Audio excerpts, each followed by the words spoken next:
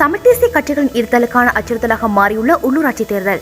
வரும் உள்ளூராட்சி தேர்தல் தமிழ் தேசிய கட்சிகளின் வேர்களையே பிடுங்கி விடுமா என்ற அச்சத்தில் தமிழ் தேசியம் தனது இருத்தலுக்கான அச்சுறுத்தலை உணர ஆரம்பித்துள்ளது. மக்களோடு அந்நியப்படுத்தப்பட்டுள்ள தமிழ் தேசிய கட்சிகளுக்கு தாங்கள் மக்கள் மத்தியிலிருந்து எவ்வளவு தூரம் அந்நியப்படுத்தப்பட்டுள்ளனர் என்பதை கூட அறிந்து கொள்ள முடியவில்லை. தங்களுடைய பலத்தையும் பலவீனத்தையும் அறிந்து கொள்ளாத தமிழீழ விடுதலை புலிகள் தமிழ்நாட்டிலும் இந்தியாவிலும் ஆட்சி மாற்ற நிகழும் தங்களுக்கு ஒரு எதிர்காலம் அமையும் என்று முட்டாள்தனமாக நம்பி மிக மோசமான முடிவை சந்தித்தனர். தமிழீழ விடுதலை புலிகளின் அரசியலில் இருந்து இதனையும் கற்றுக்கொள்ளாத தமிழ் தேசியம் அவர்களின் பிணங்களில் ஒட்டுண்ணிகளாக வளர்ந்தது. கடந்த 15 வருடங்களாக புலித்தோலை போர்த்துக் கொண்டு தமிழ் மக்களை ஏமாற்றி வருகின்றது. தமிழீழ விடுதலை போராட்டத்துக்கு முந்தைய மிதவாத தமிழ் தேசிய அரசியல் தலைவர்கள் எவ்வாறு குறும் தமிழ் தேசியவாத அரசியல் பேசினார்களோ அதேபோல் இன்றைய அரசியல் தலைவர்களும் அதனையே பேசினார்கள். தமிழீழ விடுதலை புலிகள் அன்றைக்கு எதற்காக அமிர்தலிங்கம் போன்ற தலைவர்களை சுட்டுக் கொன்றார்களோ அதனையே தான் அல்லது அதற்கு மேல் மோசமான அரசியலையே தமிழீழ விடுதலை புலிகளின் புலிகளின் தலைவர் பிரபாகரன் பேரிலும் இன்றைய தமிழ் தேசிய அரசியல்வாதிகள் செய்கின்றனர். இன்று விடுதலை புலிகளின் தலைவர் வே பிரபாகரன் அன்றைய சிந்தனையோடு இருந்திருந்தால் பாராளுமன்ற உறுப்பினர்கள் பொன்னம்பலம் கஜேந்திரகுமார், சிவஞானம் ஸ்ரீதரன், செல்வம் அடைக்கலநாதன் ஆகியோருக்கும் மரண தண்டனை விதிக்கப்பட்டிருக்கும். தமிழ் மக்களை வாயால் வடைசுட்டு தொடர்ந்து ஏமாற்றலாம் என்று கருதும் வலதுசாரி குறும் தமிழ் தேசியவாதம் கடந்த காலத்திலிருந்து எதனையும் கற்றுக்கொள்ளவில்லை. அவர்களுக்கு தமிழ் மக்களின் அபிலாசைகள் என்ன என்பதையும் புரிந்து கொள்ள முடியவில்லை. தமிழ் மக்கள் கிளிநொச்சியில் விவசாய ரசாயனங்கள் கலந்த தண்ணீரை குடிக்கின்றனர். ஜாழ்ப்பாணத்தில் மலசலம் கலந்த கிணற்று தண்ணீரை குடிக்கின்றனர். அவர்களுக்கு குழாய் நீர் வழங்க நிதி ஒதுக்கப்பட்டது. பாராளுமன்ற உறுப்பினர் ஸ்ரீதரனுக்கு வாக்களித்தவர்களுக்கு சுத்தமான குடிநீர் கூட இல்லை. ஆனால் பாராளுமன்ற உறுப்பினர் ஸ்ரீதரனுக்கு ஜாழ் நகரில் ஒரு வீடு, கொழும்பில் ஒரு வீடு வாங்கியுள்ளார். தமிழ் மக்கள் வலதுசாரி குறும் தமிழ் தேசியவாதிகளின் ஏமாற்று வித்தைகளை நன்கு படித்து விட்டார்கள். 2024ஆம் ஆண்டு ஜனாதிபதி தேர்தலின் போது தாங்கள் கை காட்டுபவர்களுக்கு மக்கள் வாக்களிப்பர் என்ற கனவு கண்டனர். அதற்கு பின் நடந்த பொது தேர்தலின் போது கூட தாங்கள் மக்களின் நம்பிக்கையை இழந்துவிட்டனர் என்பதை கூட அவர்களால் உணர்ந்து கொள்ள முடியவில்லை. 10 ஆசனங்கள் தருவார்கள், தாங்கள் தான் தமிழ் பெரும் தேசிய கட்சி என்று கற்பனை கோட்டையும் இருந்தனர். இவர்கள் மீதான நம்பிக்கையினம் தேசிய மக்கள் சக்தியின் பெரும் முதலீடானது. தேர்தலுக்கு முன்பிருந்தே தேசிய மக்கள் சக்தி தமிழ் மக்களுடன் நல்லுறவை ஏற்படுத்தியது. தமிழ் தேசியம் அவிழ்த்துவிட்ட வலதுசாரி குறும் தேசியவாத கருத்துக்களுக்கு மக்கள் செவிசாய்க்கவில்லை. அவர்களின் பாரம்பரிய ஊடகங்களையும் சமூக ஊடகங்களையும் தமிழ் மக்கள் நிராகரித்தனர். தேசம் நெட் எதிர்வு கூறியது போல் தேசிய மக்கள் சக்தி இறுதி பெரும்பான்மையை பெற்றதுடன் வடக்கு கிழக்கில் 7 ஆசனங்களை பெற்றது. தற்போது தேசிய மக்கள் சக்தி வடக்கு கிழக்கின் பட்டி தொட்டி எங்கும் தன்னுடைய கிளைகளை பரப்பியுள்ளது. 9 கட்சி கூட்டணி ஆரம்பத்திலேயே சில்லு சகதைக்குள் சிக்கின்ற நிலையில் நின்ற கடத்திலேயே சில்லு சுற்றுகின்றது. அதனை தூக்கிவிடக்கூடியவர்கள் யாரும் இல்லை. ஆய்வாளர் வி சிவலிங்கத்தின் மொழியில் சொன்னால் உதிரிகள் ஒன்று சேர்த்துள்ளனர். இந்த 9 கட்சி கூட்டமைப்பில் தனித்துவம் வாங்கும் வங்கியும் உள்ள ஒரே கட்சி சமத்துவ கட்சி. ஒற்றுமைக்காக அழைக்கும் போது தனித்து நிற்க முடியாததால் வேறு வழியில்லாமல் இணைந்துள்ளனர். ஏனைய 8 கட்சிகளின் பாவ மூட்டைகள் கடந்த அரசியல் காலத்தில் செய்த ஊழல் மோசடிகளால் நிறைந்துள்ளது. இதனை தனித்தனியாக எழுதினால் அதற்கு தனி கட்டுரை எழுத வேண்டும். அதனால் ஏற்கனவே சங்கு களவாடப்பட்டுவிட்டது. லைகா சுபாஸ்கரன் சங்கு உதுகின்றார் என்றெல்லாம் பல விமர்சனங்கள் உண்டு.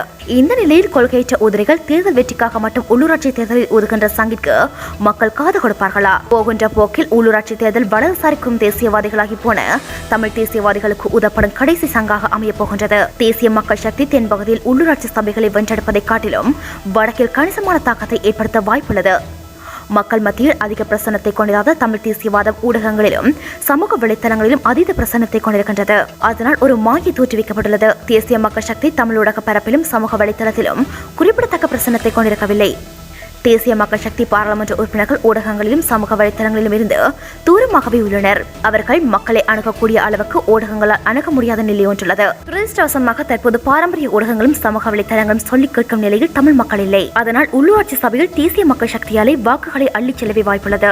ஆனால் அடிமேல் அடியடித்தால் அம்மையின் நகரம் என்பார்கள். நீண்ட காலத்தில் தேசிய மக்கள் சக்தி மக்கள் மட்டுமல்ல ஊடகங்களும் அணுகவும் கேள்வி கேட்கவும் வழிகளை திறந்து வைத்திருக்க வேண்டும்.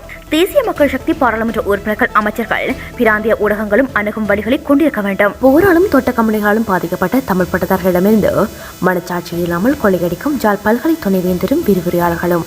ஜாழ்ப்பாண பல்கலைக்கழக பட்டமளிப்பு விழா 19/3/2025 முதல் 22/3/2025 வரை 4 நாட்கள் நடைபெற உள்ள நிலையில் பட்டமளிப்பு விழா தொடர்பாக பல்கலைக்கழக நிர்வாகம் பெருமளவான நிதியை மாணவர்களிடமிருந்து சேகரிப்பதாக சமூக வலைத்தளங்களில் குற்றச்சாட்டுகள் முன்வைக்கப்பட்டு வருகிறது. பல்கலைக்கழகத்தின் பட்டமளிப்பு விழா தொடர்பில் இளங்கலை மாணவர்களிடமிருந்து 9,000 ரூபாவும் முதுகலை மாணவர்களிடமிருந்து 10,000 ரூபாவும் அறவிடப்படுவதாக பட்டம் பெறவுள்ள மாணவர்கள் தரப்பிலிருந்து குற்றம் சாட்டப்படுகிறது.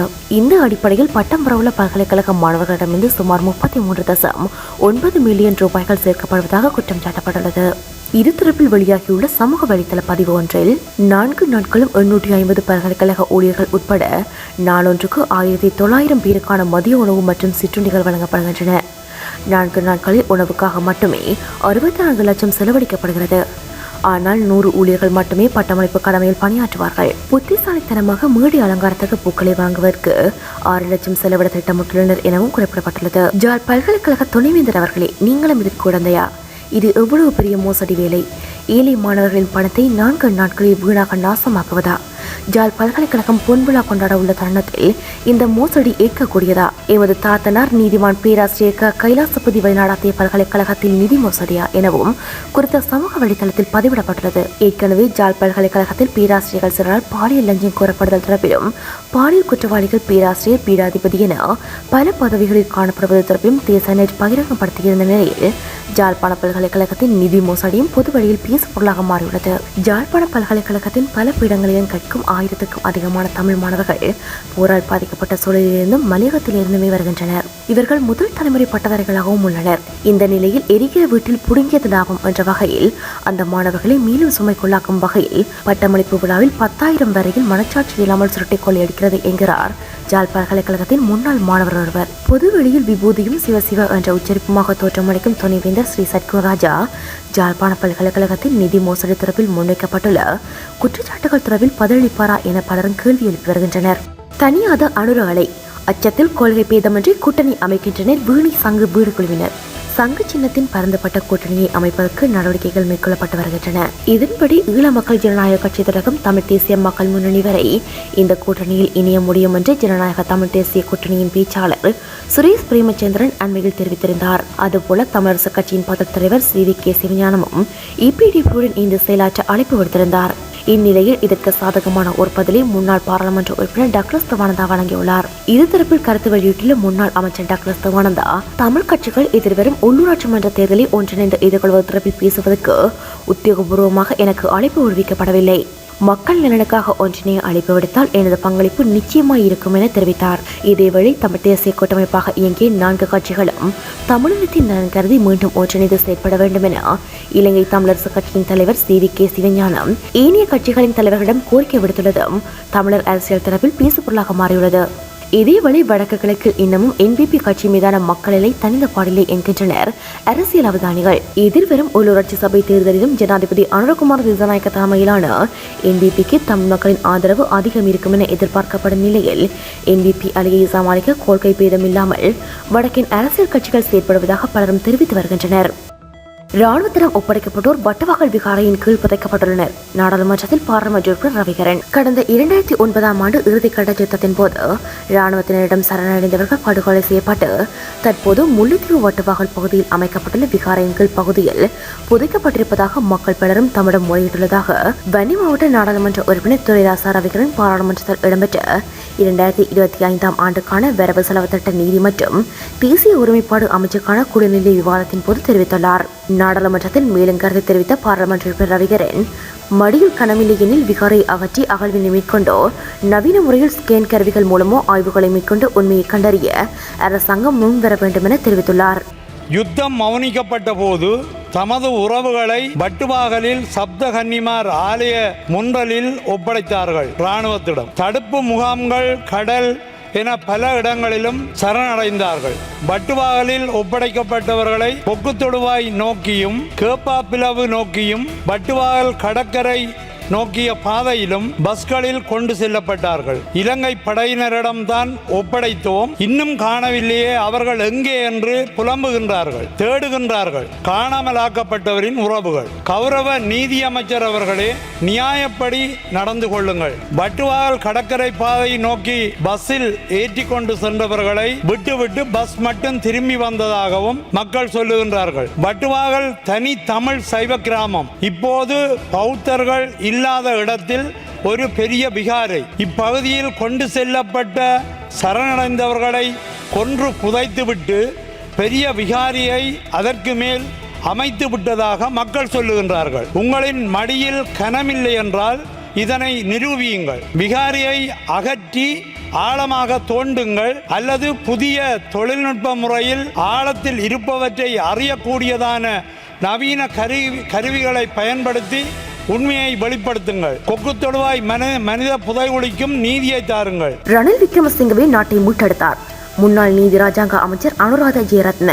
முன்னாள் ஜனாதிபதி ரணில் விக்ரமசிங்க தலைமையிலான எமது அரசாங்கம் கடுமையான சூழ்நிலையில் பல புதிய சட்டங்களை இயற்றியதால் தன் நாடு இன்று பொருளாதார ரீதியில் ஸ்திரமடைந்துள்ளது என்பதை எவராலும் மறக்க முடியாது என்று முன்னாள் நீதி ராஜாங்க அமைச்சர் அனுராதா ஜெயரத்ன நாடாளுமன்றத்தில் தெரிவித்தார். அவர் மேலும் தெரிவிக்கையில், கடுமையான சூழ்நிலையில் ரணில் விக்ரமசிங்கவால் புதிய சட்டங்கள் இயற்றப்பட்டதால் தன் நாடு இன்று பொருளாதார ரீதியில் ஸ்திரமடைந்துள்ளது என்பதை அனைவரும் ஏற்றுக்கொள்ள வேண்டும். 90 சட்ட வரைப்புகள் குறித்த குழுக்களுக்கு சமர்ப்பிக்கப்பட்டுள்ளன.